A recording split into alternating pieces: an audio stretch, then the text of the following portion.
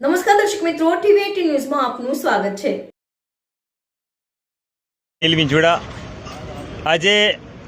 Kutch collector સમક્ષ રજૂઆત કરવામાં આવી કે કચ્છ જિલ્લામાં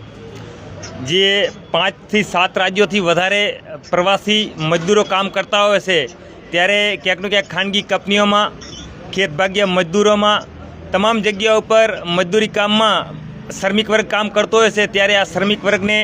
જે લગતા મુદ્દાઓ છે એની આજે રજૂઆત કરવામાં આવી કે ખાસ કરીને જે લઘુત્તમ વેતન ધારા મુજબ એમને કંપનીઓની અંદર વેતન મળવું જોઈએ, તેમજ જે સરકારી જે ગાઈડલાઇન છે એ ગાઈડલાઇન મુજબ જીએલઓ દ્વારા એમની તપાસ કરવામાં આવે અને સાથે ખેતભાગ્ય મજદૂરોને જે ચોથે પાંચમા ભાગે મજદૂરી રાખી અને એવા ઘણા કિસ્સાઓ સામે આવ્યા છે કે મજદૂરીને એમને મજૂરીના પૈસા પણ નથી આપવામાં આવતા અને પાક વળતર પણ નથી આપવામાં આવતું। તેમજ સરકારે જે જાહેર કરી અત્યારે હાલ પાક નુકસાનીની તો માલિકને મળી છે, પરંતુ જે ખેત ભાગ્યો છે એને એ નુકસાની મળી નથી અને સૌથી વધારે નુકસાની જે ગઈ હોય જમીની સ્તર ઉપર તો એ ખેત ભાગ્યાને ગઈ છે। ત્યારે આજે કચ્છ કલેક્ટર સમક્ષ રજૂઆત કરવામાં આવી કે જે કચ્છ જિલ્લામાં જે શ્રમિકોનું શોષણ થઈ રહ્યું છે એ મુદ્દે ધ્યાન દોરવામાં આવે અને શ્રમ અધિકારી તેમજ જે